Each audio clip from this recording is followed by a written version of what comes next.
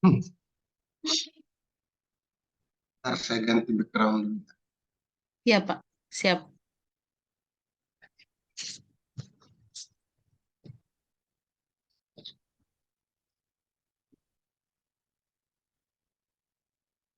Bengkok ini sih. Bengkok. Oke, sudah bisa dimulai. Siap, Pak. Bismillahirrahmanirrahim. Assalamualaikum warahmatullahi wabarakatuh. Waalaikumsalam warahmatullahi wabarakatuh. Alhamdulillah, kita akan masuk pada selanjutnya disilakan uh, Fauzia untuk membaca Al-Quran. Kita dibuka surah Al-Baqarah Al-Baqarah, ayat 285, 286. Al-Baqarah ayat 285, Pak. 285, 286. Oh iya.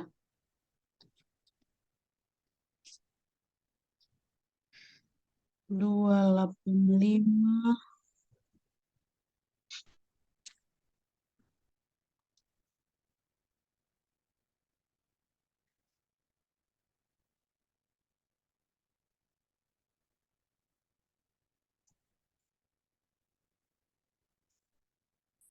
Iya, ada Pak.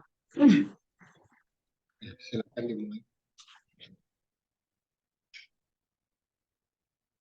A'udzu billahi minasyaitonir rajim. Bismillahirrahmanirrahim.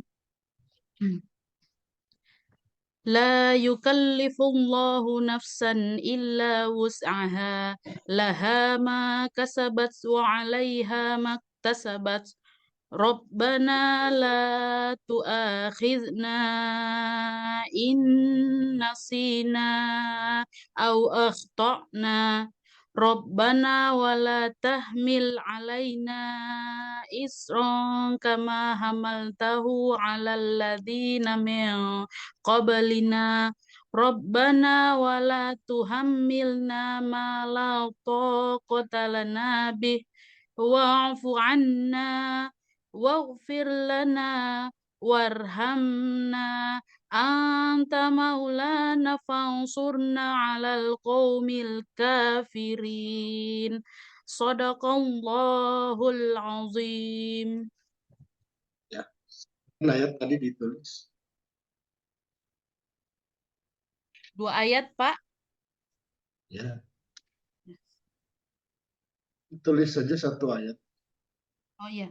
Satu ayat, ya siap.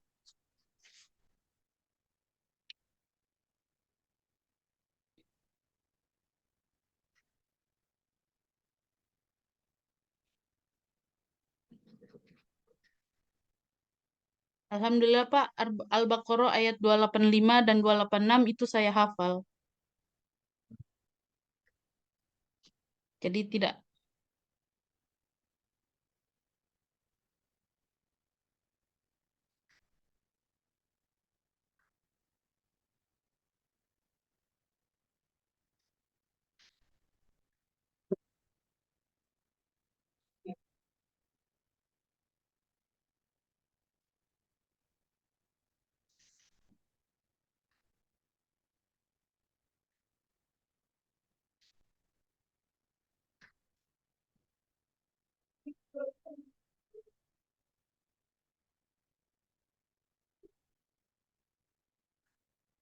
Dua delapan lima.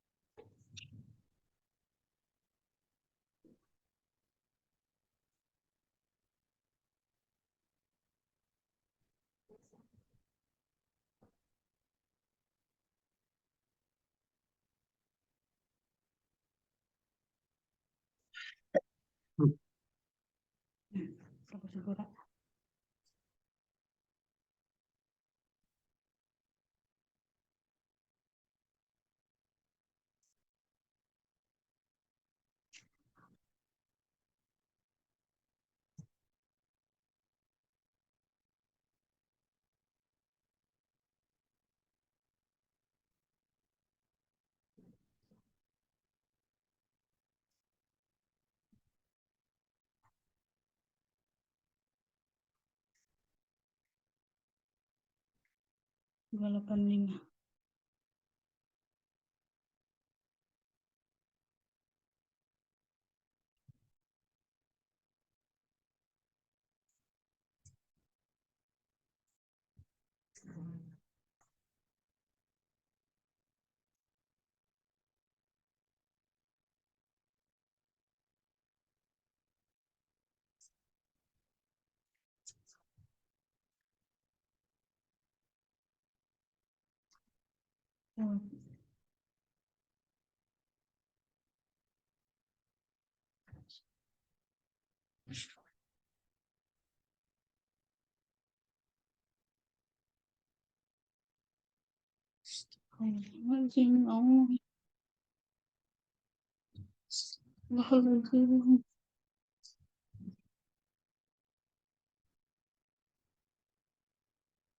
Oh, sejak angka itu.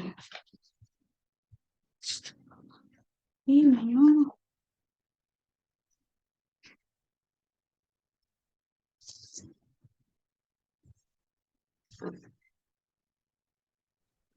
Wah, Kelihatan. bisa. Bagaimana bisa hilang itu ya?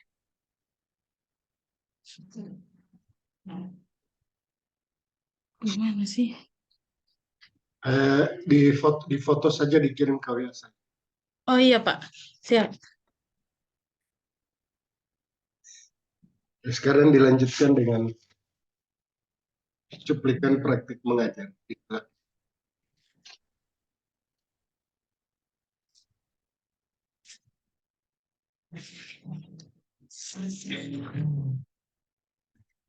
Ya Pak.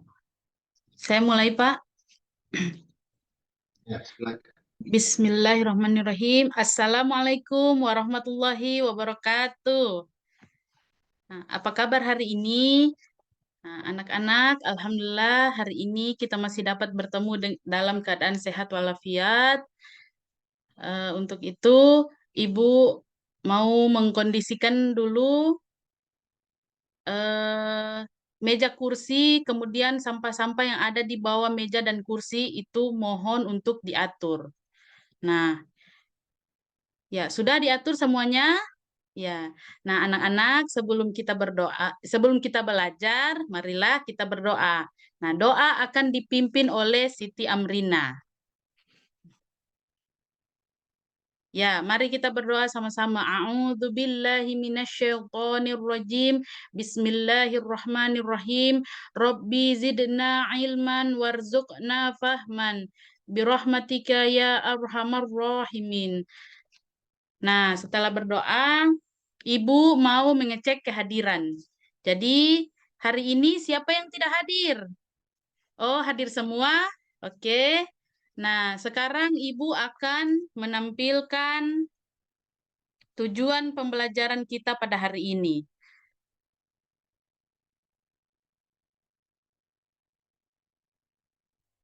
Ya,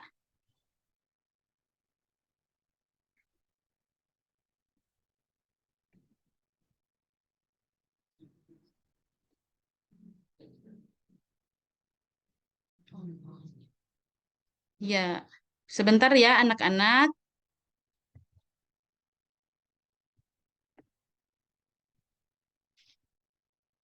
Iya.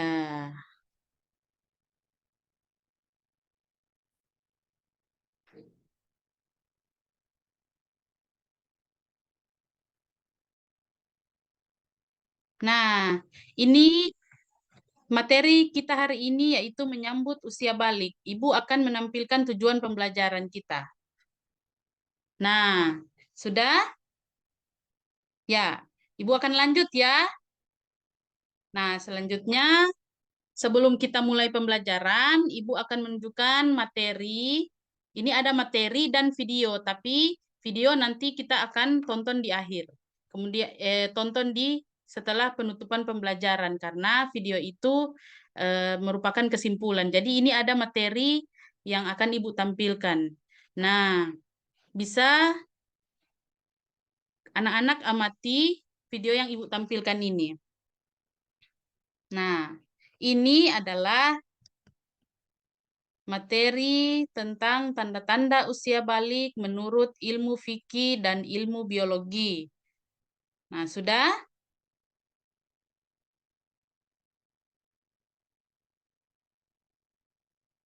Ya. Nah, sebelum itu Ibu mau bertanya, apakah ada perbedaan pada anak laki-laki dan anak perempuan? Ya, tentu ada. Nah, apakah kewajiban kita ketika kita sudah masuk usia balik atau usia dewasa? Apakah harus harus puasa atau kita harus sholat? Nah, iya bagus sekali Siti Amrina. Ya, coba Siti Mentari. Ya, nah, tadi kan Ibu sudah menampilkan materi. Sekarang Ibu akan memberikan kesempatan kepada anak-anak untuk bertanya dan memberikan pendapat tentang materi hari ini. Ya, kemudian materi ini Ibu sudah bagikan di link grup kita. Jadi anak-anak di link grup kelas. Jadi anak-anak silahkan buka di grup itu, kemudian akses materinya. Itu tinggal diklik, bisa offline. Nah, setelah itu Ibu ingin membagi kelompok. Jadi di sini kelompok 1.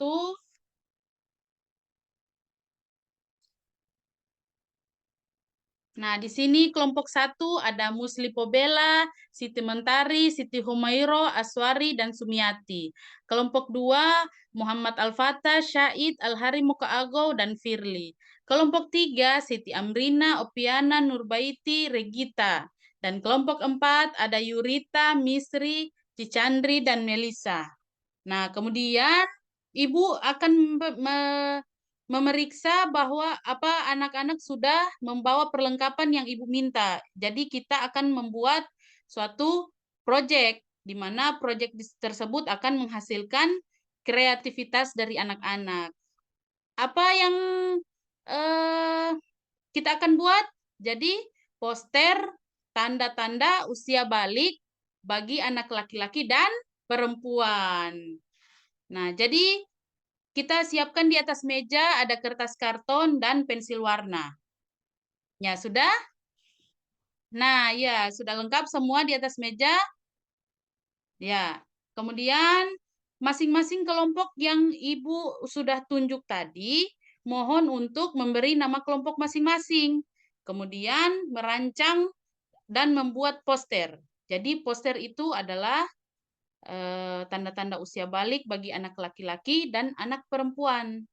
Ya, silakan Ibu kasih waktu 20 menit untuk mengerjakan poster. Ya.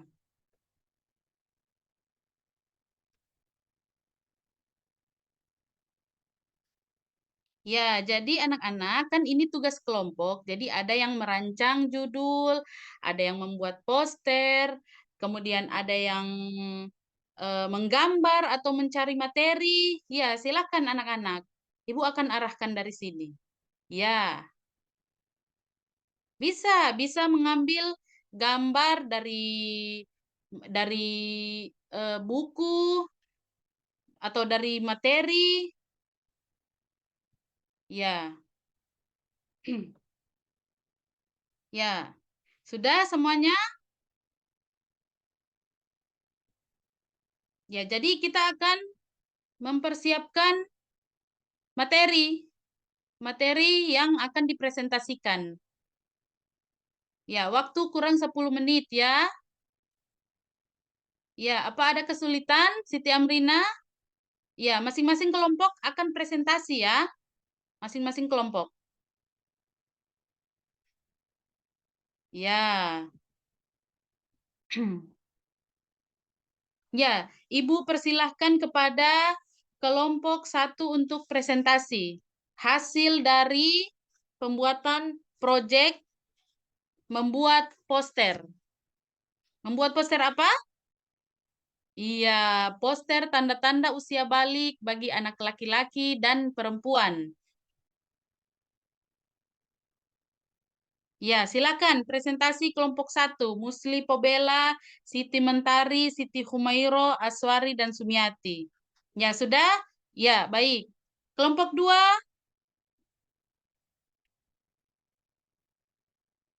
Ya, bagus sekali. Tepuk tangan untuk kelompok 2. Kelompok 1 dan 2.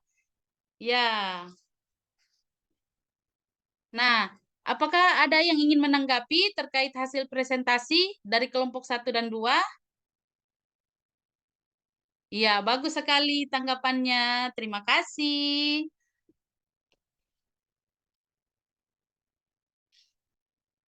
Ya, ya, akhirnya kita sudah selesai membuat proyek. Nah, sekarang Ibu akan memberikan LKPD yang harus dikerjakan oleh adik-adik. Nah, ini LKPD-nya.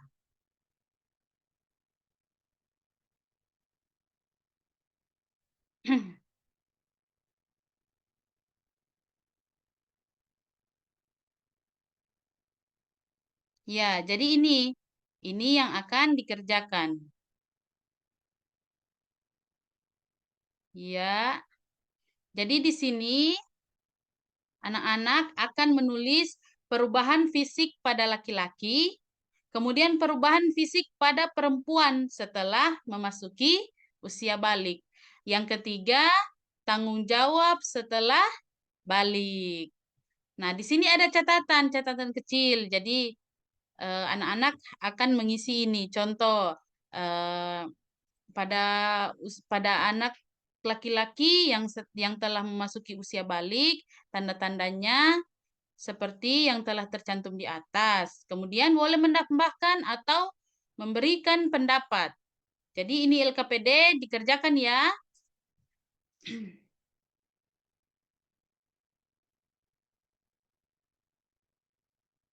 Ya. Ya, jadi ini dikerjakan. Jadi ini ya boleh lihat di buku, boleh lihat di materi yang Ibu bagikan. Jangan lupa tulis nama ya, tulis nama di atas ini. Di bawah kelas. Iya. Nah, sekarang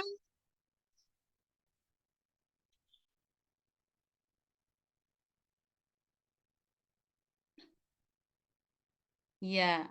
Sudah semua? Ya. Bisa LKPD-nya silakan antar ke meja Ibu dan Ibu akan periksa satu-satu, ya.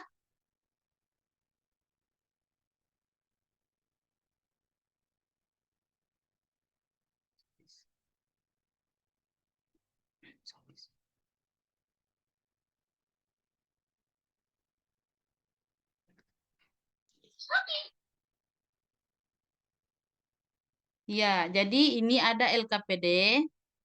Di sini Ibu akan menampilkan nilainya, ya. Ya, di sini.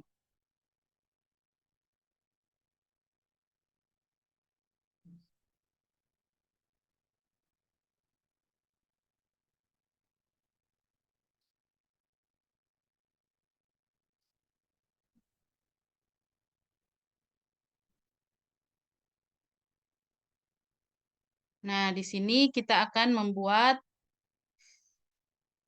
Nah, di sini ada asesmen pencapaian tujuan pembelajaran. Jadi, Ibu akan membagikan soal yang dimana anak-anak bisa mengerjakan. Ya, di sini asesmen formatif. Jadi, di sini ada merumuskan tanda-tanda usia balik. Nah, ini.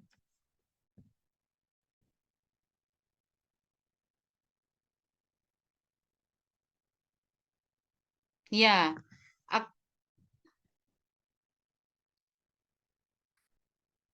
Nah, di sini. Balik secara bahasa berarti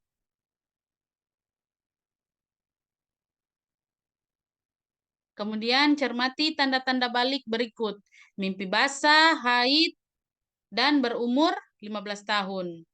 Tanda-tanda balik di atas yang terjadi pada anak laki-laki dan perempuan adalah, nah, kemudian yang ketiga, ilmu yang merupakan ilmu yang mempelajari tentang makhluk hidup disebut, kemudian hormon yang berfungsi untuk pembentukan sperma di dalam testis yaitu, kemudian anak yang sudah balik disebut mukallaf. Mukallaf artinya, nah itu ya.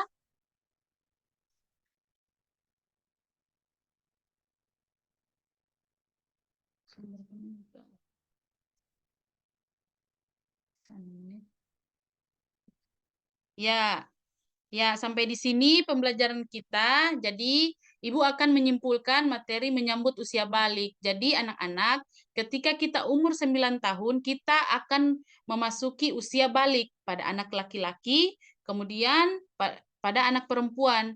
Pada anak laki-laki ditandai dengan apa? Ditandai dengan mimpi basah. Kemudian pada anak perempuan ditandai dengan apa? Dengan keluarnya darah atau apa yang disebut? Ya, darah haid. Nah, kemudian tanda-tanda lainnya menurut ilmu biologi adalah tumbuhnya jakun, kemudian tumbuhnya rambut, kumis atau di ketiak, kemudian rambut lainnya. Kemudian pada anak perempuan apa? Membesarnya payudara dan panggul. Nah, kemudian ibu mau bertanya kepada anak-anak sekalian,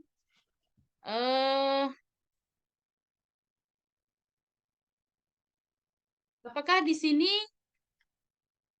sudah ada yang sudah masuk usia balik? Nah, ya, apakah tanda-tanda tadi sudah terdapat dalam ciri-ciri anak-anak sekalian?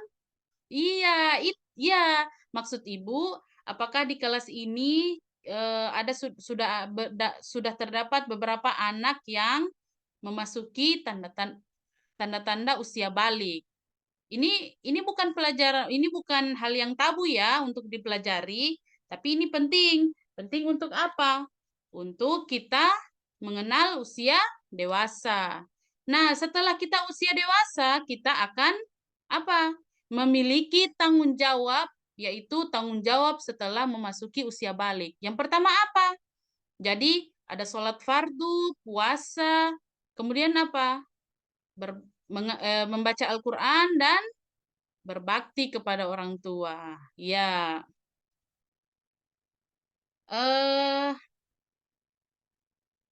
Ini Ibu akan memberi tugas ya untuk dikerjakan di rumah. Ya. Kemudian sebelum kita tutup pembelajaran hari ini, mari kita berdoa bersama-sama yang akan dipimpin oleh ketua kelas. Ya. Ya, berdoa mulai. A'udzu billahi minasyaitonir rajim. Bismillahirrahmanirrahim. Wal asri innal insana lafi husr illa alladzina amanu wa 'amilus solihati wa tawassaw bil haqq wa tawassaw bis sabr. Walhamdulillahi rabbil alamin. Wassalamualaikum warahmatullahi wabarakatuh. Ya, selanjutnya saya akan laksanakan ujian lisan, karena tadi sudah ujian tertulis, selanjutnya ujian pembelajaran. Selanjutnya sekarang Fauzia untuk ujian yang pertama. Fauzia sudah siap? Insyaallah siap, Pak. Apa yang Fauzia pahami tentang teori belajar? Ya, teori belajar ada 4, Pak. Jadi yang pertama teori behavioristik, yaitu teori yang berfokus pada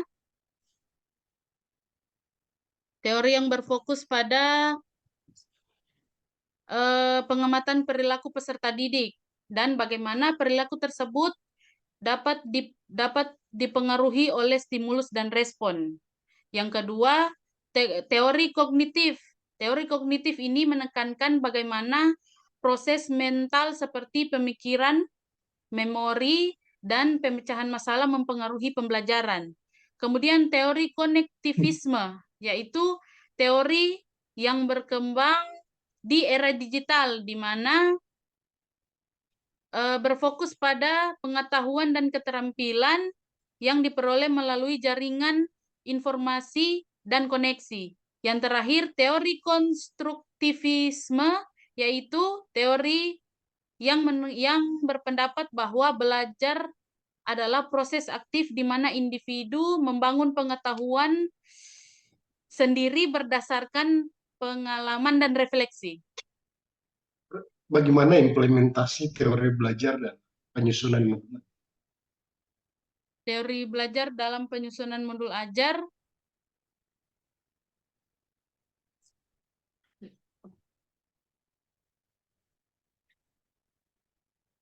teori jadi seperti yang teori kognitif dia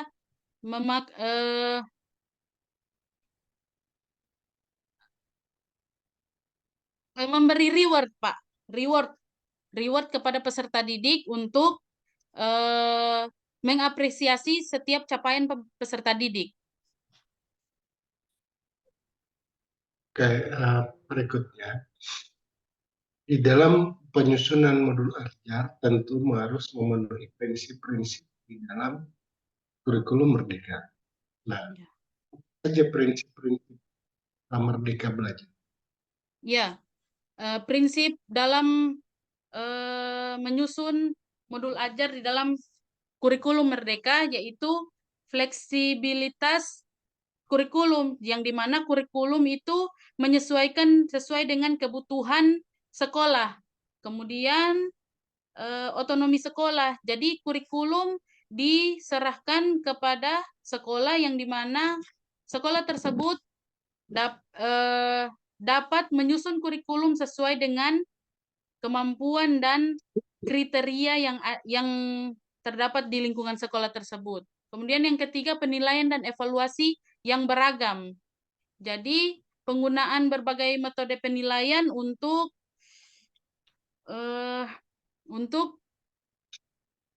mengevaluasi peserta didik atau kemajuan peserta didik. Kemudian pengembangan keterampilan abad ke-21 yang dimana kita berfokus pada pengembangan keterampilan yang relevan, sehingga pandangan masa depan seperti kreativitas, kemudian pemecahan masalah, dan kolaborasi dapat terwujud antara guru dan peserta didik. Kemudian penggunaan teknologi. Jadi penguasaan teknologi dalam pembelajaran menjadi salah satu aspek yang penting dari kurikulum Merdeka.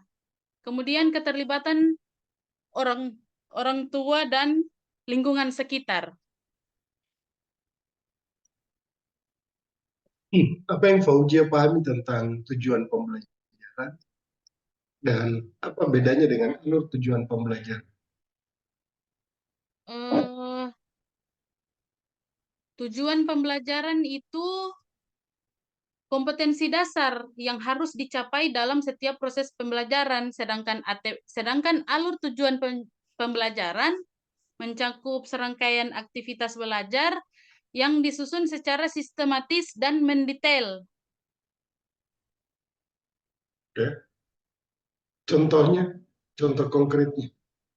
Contoh konkretnya seperti tujuan pembelajaran saya, Pak, yang ada di modul ajar.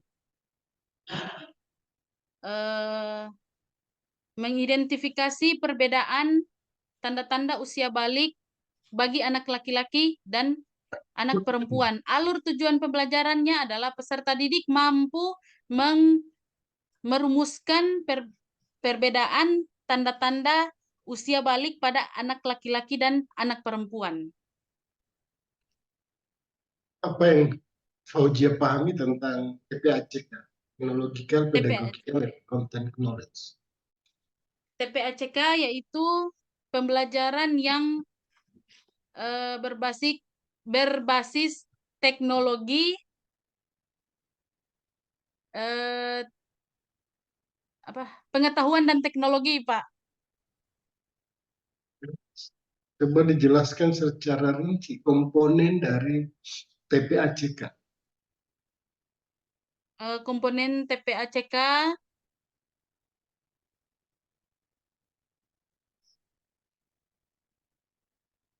satu komponen TPACK. Oke, next, lanjutkan.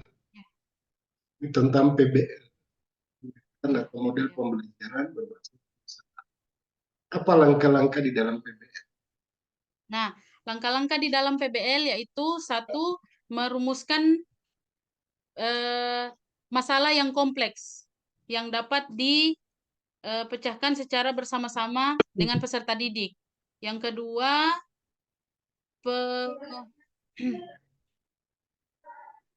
pemilihan merumuskan masalah yang ada dalam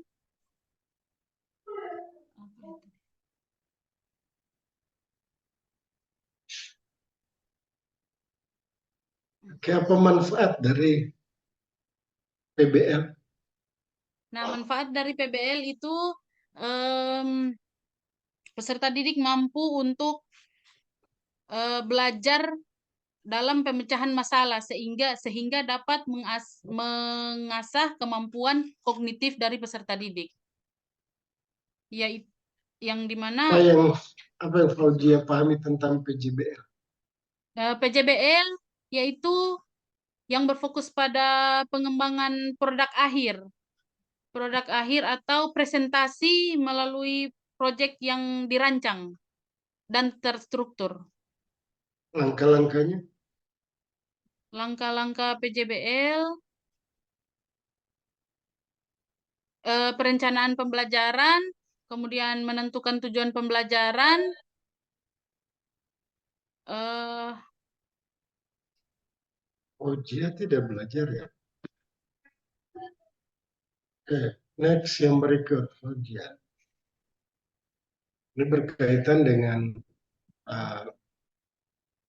apa namanya,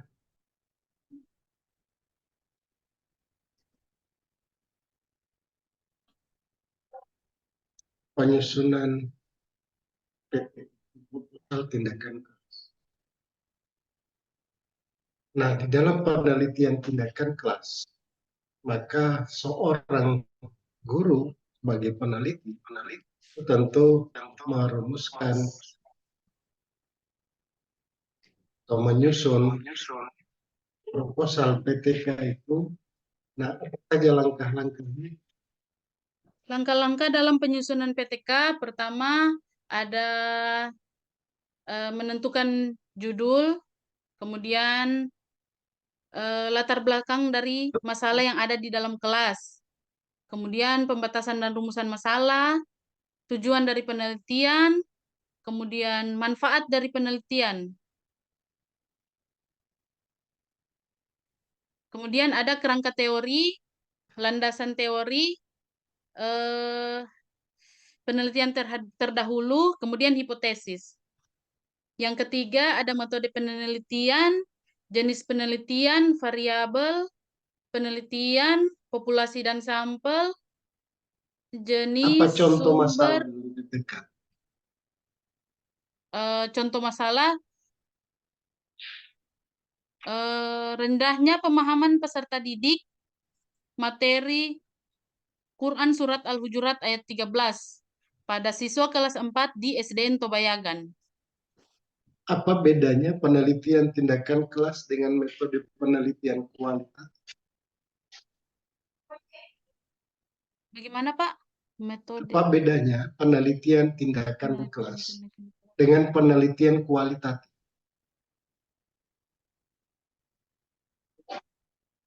Kalau penelitian tindakan kelas itu, dia memakai 2 siklus, Pak.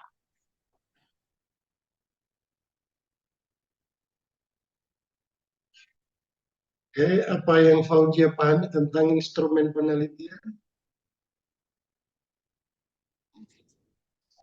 Instrumen penelitian eh, adalah alat yang digunakan untuk mengumpulkan data. Kapan penelitian tindakan kelas itu dinyatakan berhasil? Oke, Pak. Maaf, Pak. Kapan penelitian tindakan kelas itu dinyatakan berhasil? Eh, penelitian ketika terjadi peningkatan, apabila terjadi peningkatan terhadap pemahaman peserta didik. Oke, Fauzia, sekarang materi profesional. Saya mulai dari materi yang berkaitan dengan keprofesian. Apa yang Fauzia pahami tentang profesi, dibedakan profesi, profesional, profesionalitas, dan profesionalisme.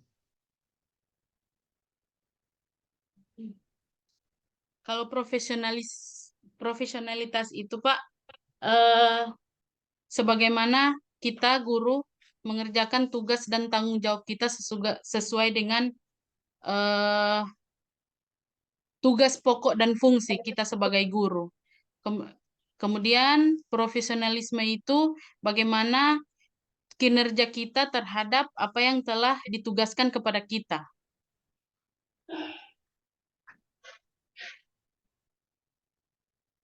Begitukah?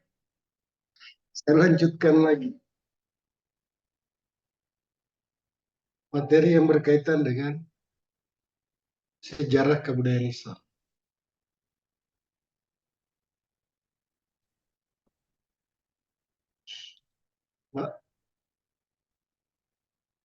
Oke, saya bertanya kepada Fauzia tentang sejarah kebudayaan Islam. Materi Oh, sejarah kebudayaan Islam. Oke, pertanyaan saya, kapan Bani Abbasiyah mencapai puncak kejayaan? kapan Bani Abbasiyah mencapai puncak kejayaan? Bani Abbasiyah mencapai puncak kejayaan pada masa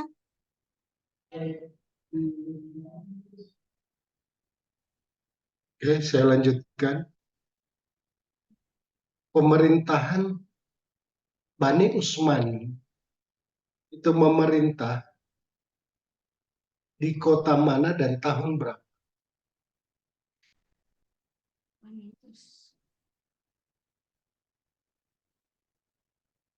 Bani Usman. Oke, saya lanjutkan lagi. Masih berkaitan dengan sejarah. Kapan, ini lagi, Bani Umayyah di Andalusia Di Andalusia, menguasai daratan daratan Eropa? luar.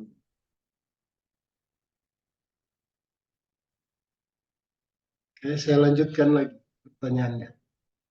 Kapan Islam masuk di Indonesia? Eh, Islam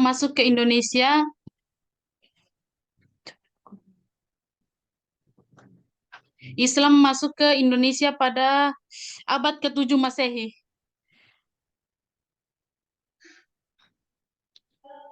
Ya, sekarang saya masuk ke materi yang berkaitan dengan fikih dan usul fikih. Oke. Di dalam penetapan istinbat hukum tentang perkawinan Penetapan hukum tentang atau dalam perkawinan fikih munakah, tua. apa syarat sahnya Sah. dan diberlangsungkannya nikah online?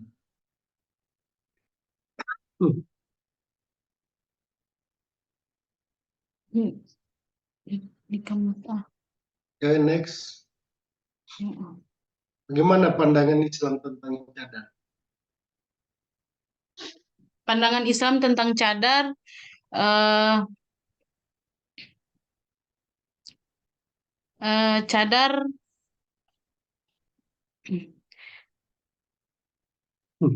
cadar tidak wajib bagi perempuan, yang wajib hanya menutup aurat yang sebatas telapak tangan dan menjulurkan hijab ke dada.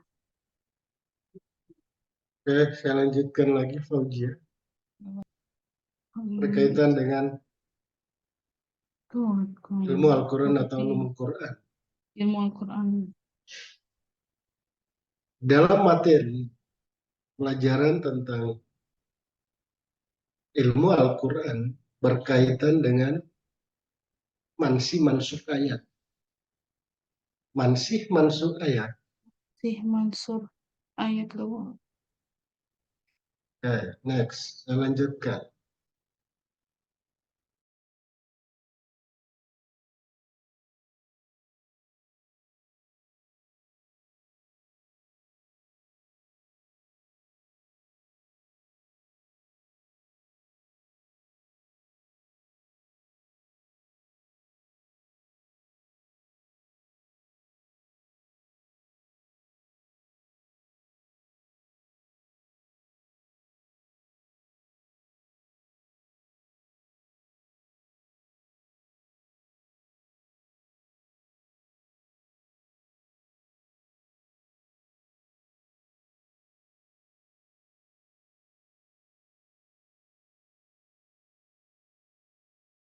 Jawab, Fauzia. Iya, Pak. Di dalam penyelenggaraan jenazah, Iya, penyelenggaraan jenazah. apa lafaz niat bagi jenazah perempuan ketika kita mensolat? Doanya, Pak. Bismillahirrahmanirrahim. Allahumma gfir laha warhamha wa'afiha wa'afu anha. Terus,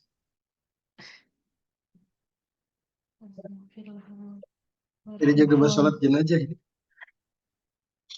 Oke, saya lanjutkan lagi. Pertanyaan terakhir, kalau bisa dijawab bisa melulus. Sebab ini direkam. Dan kalau Ya, Pak. tidak bisa dijawab, berarti Fauzia tidak bisa lulus. Oke, pertanyaan saya, Faudia, Cepat kita. berkaitan dengan kompetensi keilmuan, Prinsip KPAI-an, KPAI-an. Nah, KPAI-an, PAI. sekarang saya mau tanya, pendidikan agama Islam itu, apakah itu termasuk dalam struktur keilmuan atau hanya sebuah materi? Pendidikan agama Islam termasuk dalam struktur keilmuan, Pak. Bagaimana menjelaskan itu? Nah, nah, cepat. Eh, struktur struktur keilmuan PAI ya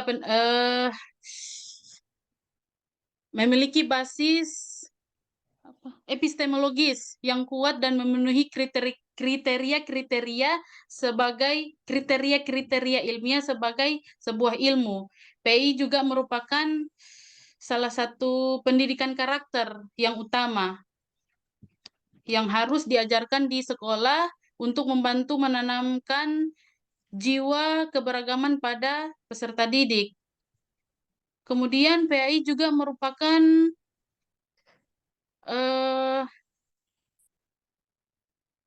pendidikan yang dikhususkan untuk menghasilkan anak-anak yang beriman dan bertakwa kepada Tuhan Yang Maha Esa serta berakhlak mulia. Ya, saya kira cukup, Faudia. Ya, hampir Pak. seluruh pertanyaan saya menjadi sulit menjawabnya. Kira cukup ya, terima kasih banyak. Ya, Pak. Ya. Silakan, Liv. Assalamualaikum warahmatullahi wabarakatuh. Waalaikumsalam warahmatullahi wabarakatuh.